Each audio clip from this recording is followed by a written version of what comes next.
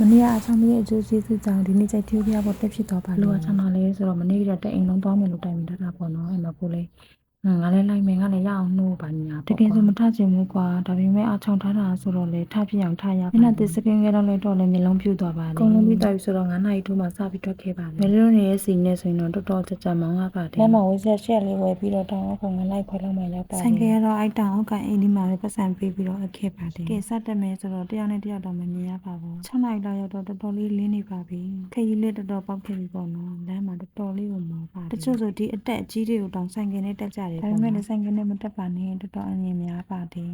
တော်တော်ကျွမ်းတဲ့သူပဲတက်နိုင်တာပေါ့ဒီကအချက်ကတော့တောင်ပေါ်တက်မယ်ဆိုလို့ရှိရင်လေးတဲ့ရမှန်သမျှထားခဲ့ရမှာပါဘာလို့လဲဆိုတော့လူကိုယ်တိုင်တောင်မနေတက်ရပါတယ်တော်တော်လေးကိုဟိုက်ပါတယ်ပေါ့နော်တင်မရမယ်ဆိုလဲစားစရာတောက်စရာလောက်ပဲတည်ခဲ့ပါအရေးကြီးဆုံးကတော့လက်ရှိချွတ်ခဲ့ပါဘာလို့လဲဆိုတော့နှစ်တက်လောက်တက်ပြီးလို့ရှိရင်တော်တော်လေးချွေးပြန်ပြီးတော့တော်တော်မောနေပါဒီတယောက်ကနေခဲ့တော့မယ်ကြည်လုံးနေလို့အတင်းဆဲခေါ်လာရပါလိမ့်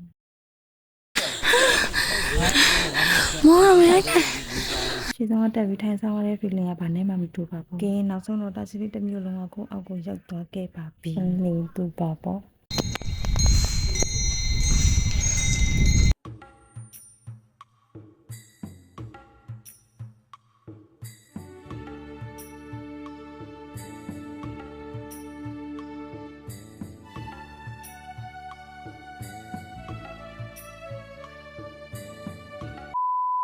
အစင်ကြတော့လွယ်သလားမမေနဲ့အဲ့မှသာကြည့်လိုက်တော့ပြန်တဲ့အထီကိုတိတ်နေမပြောက်သေးပါဘူးနေလဲထွက်လာပါပြီမတက်ဘူးသေးတဲ့သူတွေတော့မတက်ရသေးတဲ့သူတွေရှိလို့ရှိရင်စောင်းလေးမကုန်ရင်တက်ပြအောင်တက်ကြပါနော်တက်ချီလေးတစ်မျိုးလုံးကိုအပေါ်ကကြည့်ရတဲ့ view ကတော်တော်လေးကိုကောင်းပါသေးအစင်ကြတော့ကြီးမထိတ်တူတူတို့နည်းနည်းနာပါတယ်တောင်းအောင်ရတော့တက်မပြင်းပြီးရတဲ့ဘဲကလေးစီပြီးတော့အပန်းဖြည့်လိုက်ပါတယ်ကောင်းစင်တော့ကန်းဆန်နာမှာဇီးသီးပင်တစ်ပင်ရှိတယ်ပေါ့ဇီးသီးမစားတာလည်းကြာပြီဆိုတော့ချိန်မနေနိုင်လည်းမနေနိုင်နဲ့ခုလိုက်ပါလေဒီနေ့မှာဘလော်လေးရပါတော့မယ်ဆုံးဖြတ်ကြည့်ပေးသူအားလုံးကျေးဇူးတင်ပါတယ်